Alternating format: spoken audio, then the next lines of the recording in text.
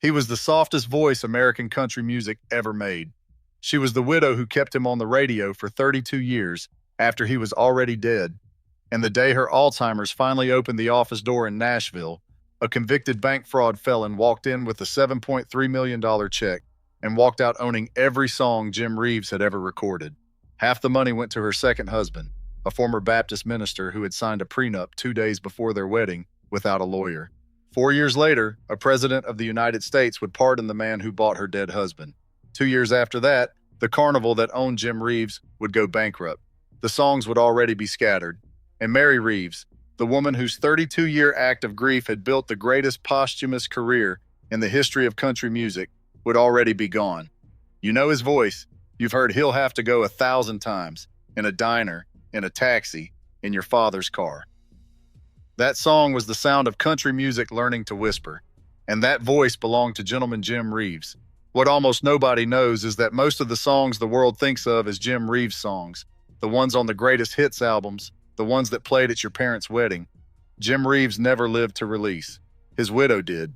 She released them one at a time, for 20 years, from a filing cabinet in Nashville, and then she forgot she had done it. This is the story of a marriage that started at a dance in a Texas town where they both grew up poor. It is the story of a country crooner who somehow ended up starring in a South African diamond mine musical, singing in Afrikaans, 10 months before he flew a small plane into a Tennessee thunderstorm. And it is the story of what happened to his widow, a woman who guarded his name like a temple flame until a carnival owner walked into her office with a checkbook. America decided who Jim Reeves was. Mary spent 3 decades correcting them. And when her mind gave out, so did he. He was born August 20th, 1923, on a rented farm outside the tiny community of Galloway in Panola County, deep in the piney woods of East Texas. His mother was Beulah. His father was Thomas. There were a lot of children. The family says 9.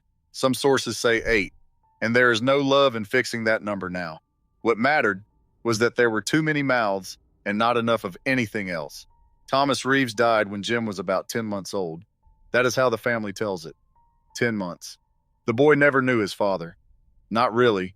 Not in any way you could hold on to. A photograph, maybe. A grave. A last name. The rest was reconstructed later from other people's memories. Stop and sit with that for a second.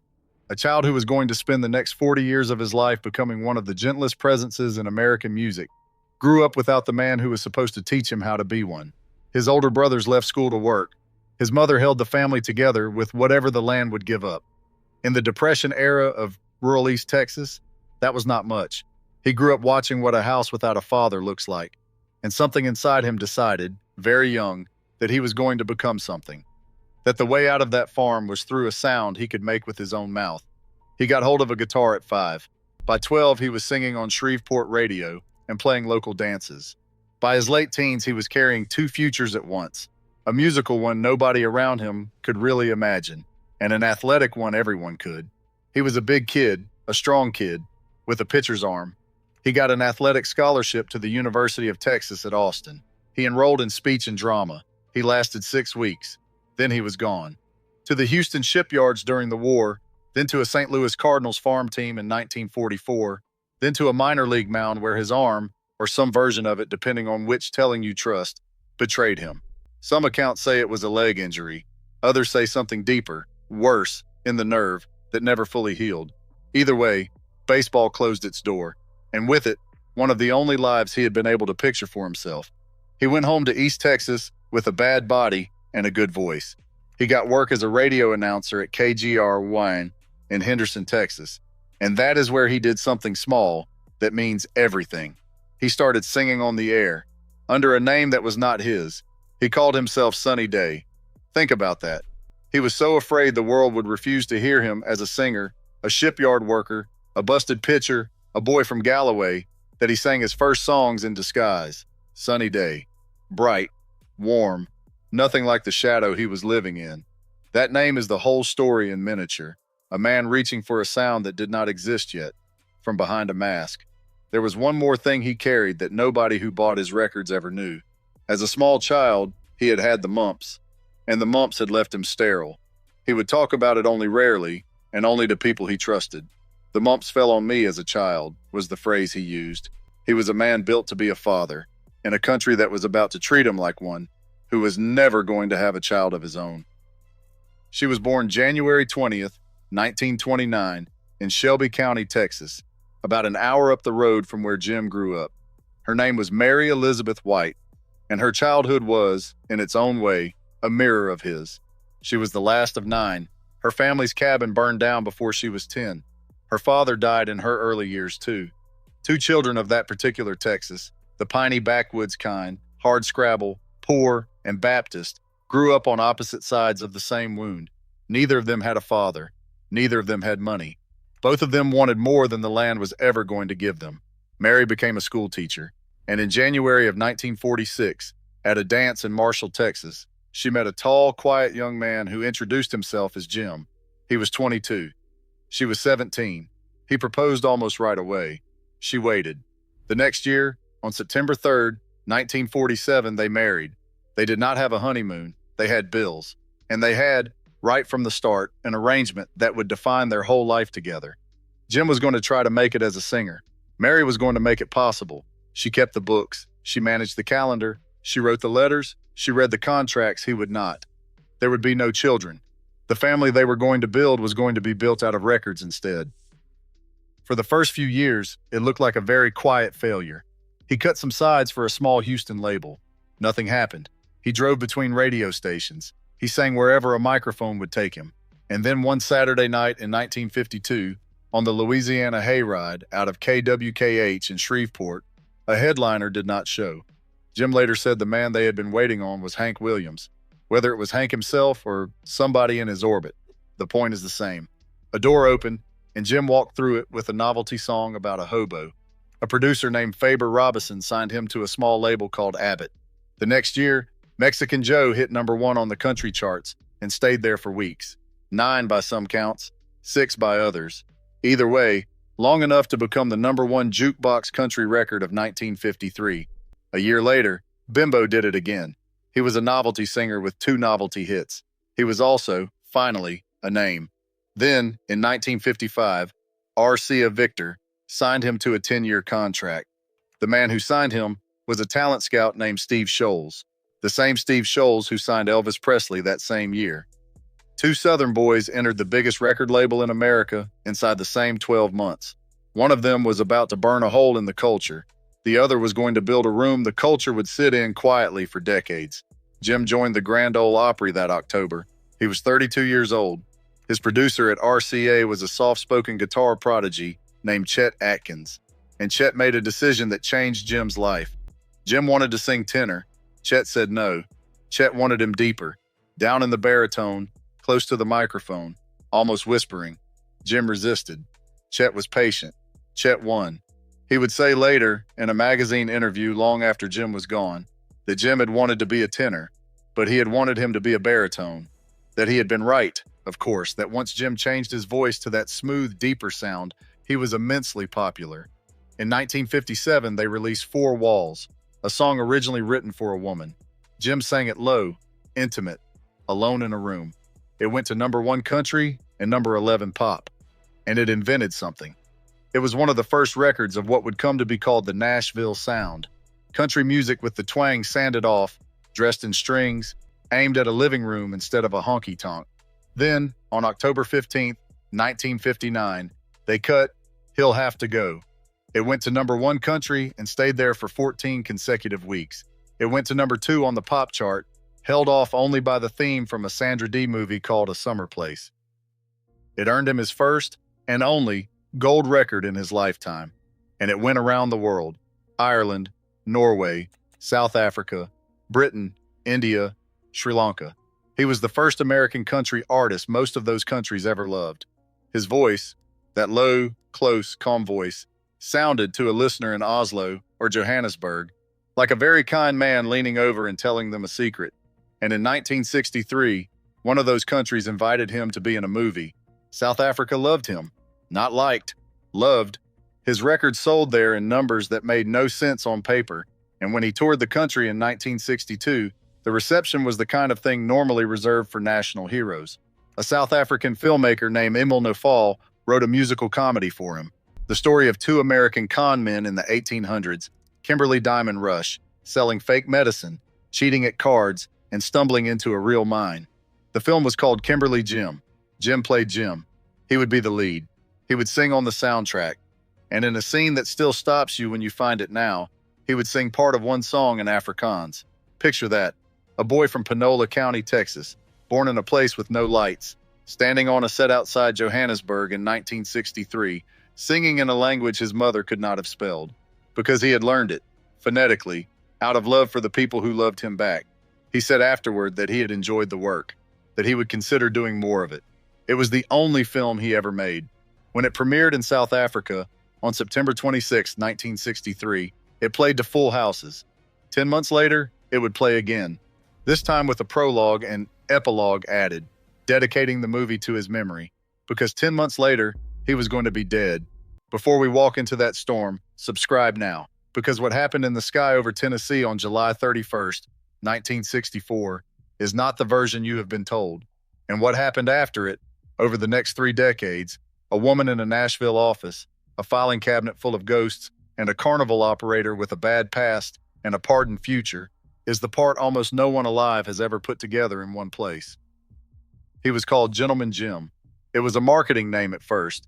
Then it became the person people were sure they were seeing, the tall, quiet Texan with the deep voice and the gracious smile, the kind of man you would trust to sing at your wedding or your funeral or both. And here is where the truth is more complicated than the postcard. The most careful telling of his life, a book built out of years of interviews with people who traveled with him, along with his own diaries and letters, makes it plain that the private Jim was not always the public Jim, that there were affairs, that the temper was real, that the perfectionist who ran his band, the Blue Boys, on tour was capable of cutting cruelty when a musician did not hit a note the way Jim heard it in his head. None of this is scandal, exactly. All of it is human, and it matters, because the woman who was going to spend the rest of her life guarding his memory knew all of it. She knew the man. She married the man. And she chose, for the next 32 years, which parts of him the world would meet. That was Mary's job. It always had been. He had learned to fly a few years earlier.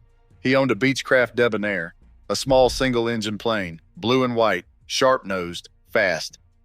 He flew himself between shows. His piano player and unofficial road manager, Dean Manuel, 30 years old, a self-taught musician out of Cleveland, Arkansas, who had joined the Blue Boys in 1959, often flew with him. On Friday, July 31st, 1964, they flew Jim's plane from Nashville to Batesville, Arkansas, to look at a real estate deal. And in the afternoon, they took off for home. The weather was moving. A thunderstorm was building across Middle Tennessee, one of those quick, violent summer cells that puts up walls of rain and drops the visibility to almost nothing.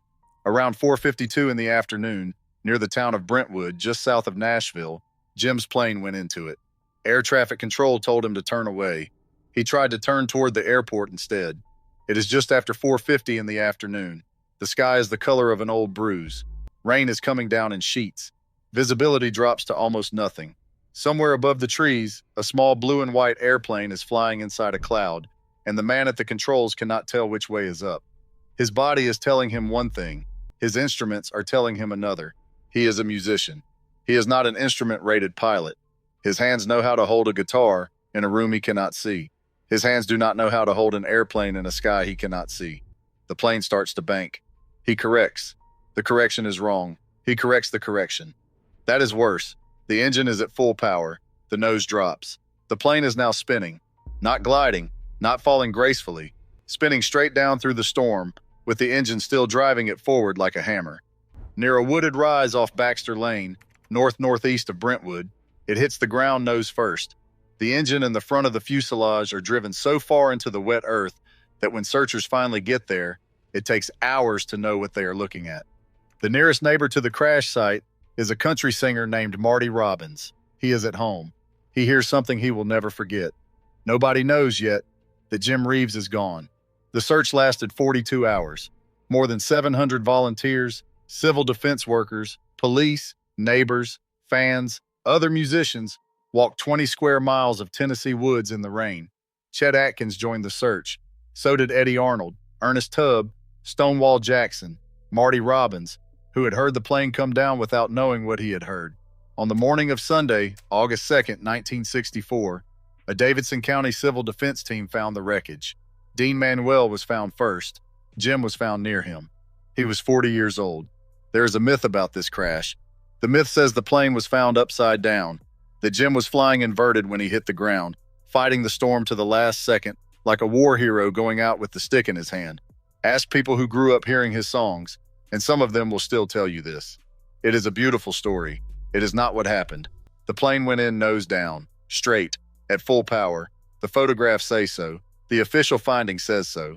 The cause was not mechanical. The cause was a musician who flew into weather he was not trained for, lost his horizon, and never got it back. The truth is harder than the myth. The truth is that a very good man, in an ordinary plane, made an ordinary mistake, and there was no hero moment. There was only a spin in a field. Somebody wanted the upside-down version because it was easier to sing about, and the person who let it stand, mostly, was the woman who now had to bury him. She was 35 years old. They had been married for almost 17 years. There were no children. There was a house, a small company, a name, and a filing cabinet in the office full of tape reels, songs Jim had recorded and never released. Some were finished tracks Chet Atkins had shelved. Some were demos, some were home recordings. Jim in his living room with a guitar, testing a song out. Mary did not fall apart. Mary went to work. She founded Jim Reeves Enterprises, and she made a decision, one that a lot of widows would not have had the nerve to make. Instead of putting out a compilation of his last recordings and moving on, she was going to release Jim Reeves records for as long as she had material. She would ration the tapes. She would treat every unfinished demo as a raw diamond, take it to a studio, have new instrumentation built around Jim's original vocal, release it as a new single. She would keep him on the charts. And it worked. It worked in a way that has almost no parallel in music history. In 1965, This Is It became his second #1 country hit, his first posthumous chart topper. The next year, RCA pulled a home demo out of the cabinet, a song called Distant Drums. Chet Atkins had rejected it years earlier. He thought it was not good enough. Mary and the producers overdubbed a new orchestral, backing onto Jim's original vocal in February of 1966. They released it, and they watched it go to #1 country in the United States for 4 weeks. Then it went to Britain, and it hit #1 there too, for 5 weeks. 25 weeks on the British chart total. Jim Reeves, dead for almost 2 years, became the first American country artist ever named Song of the Year in Britain. It was the middle of the Vietnam War.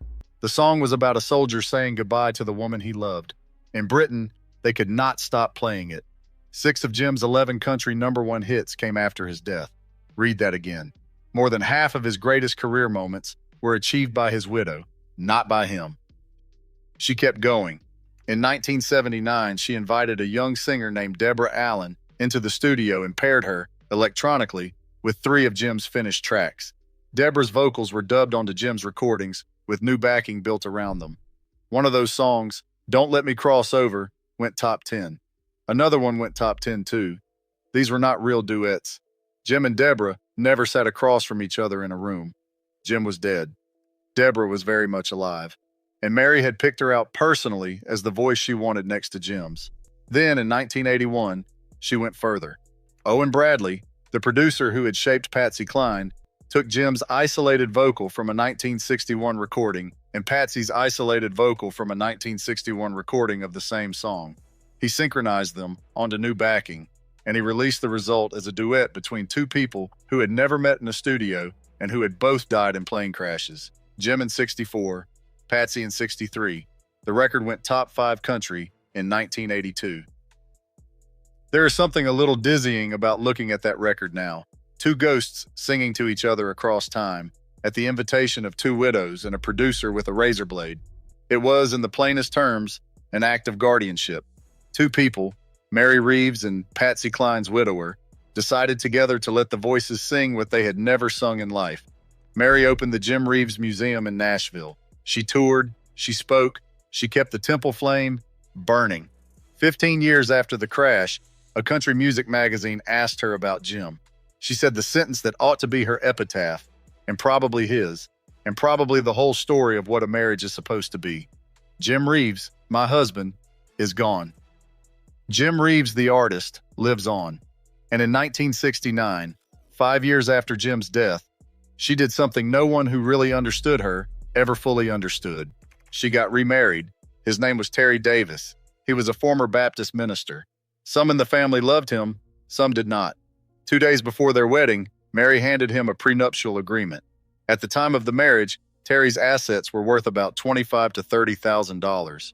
Mary's inherited property from Jim was generating $300,000 to $400,000 a year, every year in royalties. Terry signed the prenup without a lawyer. Remember that signature. In 13 years, in 30 years, that piece of paper is going to matter more than anyone in that room understood. They stayed married for 30 years. Sometime in the mid-1990s, Mary Reeves Davis started to slip. It was slow at first, a missed appointment, a repeated question. She was reported to be living with Terry on a farm in Rutherford County, Tennessee, in conditions that were not good. State Human Services later opened an investigation, following a report that she was living in unsanitary conditions with, by some accounts, around 200 cats. She was moved to a Nashville nursing home. The diagnosis, as her family understood it, was Alzheimer's. And that is when the office door in Nashville opened and a man named Edgar Gregory walked in with a check. He owned a company called United Shows of America, a traveling carnival operation based in Nolensville, Tennessee. In 1982, he had been convicted of bank fraud in federal court. On June 24, 1996, in an office in Nashville, Mary Reeves Davis, who had guarded Jim's name for 32 years, signed away the rights to Jim Reeves's name, his record royalties, the museum, its contents, and several pieces of real estate to Edgar Gregory's carnival company for $7.3 million. About half the money went to Terry Davis, her second husband. She had dementia. Her nephew, who had been made her legal conservator, recommended the sale go through. Her niece, Jim's niece, Lonnie Thomas Arnold, went to court trying to stop it. She lost.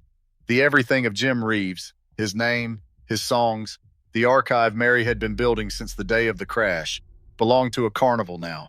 In March of the year 2000, President Bill Clinton, in one of his last acts in office, granted a federal pardon to Edgar Gregory for the 1982 bank fraud conviction. 2 years later, Gregory's company went bankrupt. It still owed more than $6 million. The memorabilia had already been sold. Mary died on November 11th, 1999, Veterans Day. She was 70 years old. She was in a Nashville nursing home. She had lived through 2 world wars, 1 long marriage, 1 plane crash, 32 years of guardianship, and 1 signature that had undone almost all of it. She was buried, at first, in a mausoleum in Nashville. In 2011, her remains were moved to Jim Reeves Memorial Park in Carthage, Texas. Home, next to him. It took 12 years to get her there. Mary had made a will in 1976. It left Terry $100,000 in some property and split the rest between Reeves and white family members and a foundation for country music. In 2005, 6 years after her death, Terry Davis produced a piece of paper he said was a will she had written in her own hand in 1996, the same year of the sale, leaving everything to him. He said Edgar Gregory and Mary's nephew had hidden it. The estate fight went on for another 7 years. In February of 2012, 48 years after Jim Reeves flew his Beechcraft into a Tennessee thunderstorm, a Davidson County probate judge named Randy Kennedy ruled that Terry Davis was entitled to no more than the $100,000 in the 1976 will. Terry had gone through 6 lawyers by then and was representing himself in court. The judge said something to him, on the record, that ought to be carved above the door of every marriage that starts with a prenup a groom signs without reading. Sir, the judge said, you are the architect of your own disaster, and there is the plant, finally paid off. That piece of paper Terry signed in 1969, without a lawyer, 2 days before the wedding, the one nobody in the room thought about again for decades, was the wall he broke his own head against. Mary had built it, and Mary, even after she was gone, even after her mind was gone, was still guarding what Jim had built. Here is what nobody quite says out loud about this story. The world thinks Jim Reeves was one of the great American voices of the 20th century. He was. But the case for that voice, the reason your father's car radio ever played distant drums instead of forgetting the name, was made almost entirely, for 32 years, by a woman most of you have never heard of. Mary did not just protect a memory. She built a career after death. She released more number one hits from a filing cabinet than most living country stars ever managed from a studio. She staged duets between ghosts. She wrote checks and read contracts and stared down record executives who wanted to burn through the archive in a decade. She turned grief into a job and did the job for 32 years without a single day off. And here is the piece that reframes everything. The stealing was not the sale was the ending. The stealing started 13 years earlier, the day a young second husband signed a prenup without a lawyer, then set about trying to win, over the length of a marriage, what he had signed away in one afternoon. When Mary's mind finally opened its doors, he was standing there. So was a carnival owner. So was a nephew. So were people who had waited a long time. Jim got the myth. Mary got the archive. And the archive is the thing she was trying, when the pen went across the page that afternoon in 1996, to keep. She failed. But the failure took a very long fight. And the fight is the reason his name is still on the radio. There is a small museum for Jim Reeves in Sweden now, in a town called Voxna, in a place he never visited, run by fans who love him the way South Africa loved him, and Britain loved him, and Ireland loved him. His grave is in Carthage, Texas, in a park that carries his name. Mary is next to him. It took 12 years and a court fight to make that true. It should not have. The songs are still on the radio, not just the ones he lived to hear on the air, but the ones Mary released in the years after. The demos she pulled out of the filing cabinet, the tracks Chet Atkins had once shelved, the duet with a woman who had also died in a plane crash, 6 of his 11 number one hits, released by a widow who understood, better than the record label, that Jim Reeves the artist could outlive Jim Reeves the man. So play He'll Have to Go Again, play Distant Drums. Listen to the calm in that voice, the intimacy, the tall Texas quiet, and understand that most of what you are hearing was not saved by Jim. It was saved by Mary, alone in a Nashville office, deciding which of his ghosts got to come home this year. She saved him from being forgotten. Nobody, in the end, saved her. So here is the question. Was Mary Reeves the world's greatest widow, a woman who turned grief into a 30-year act of love and made her husband immortal? Or was she the last casualty of a marriage that only really finished when she could not defend herself anymore? He was Gentleman Jim to the world. She was the reason the world still called him that. And when her mind gave out, so did he, quietly, unnoticed, one signature at a time.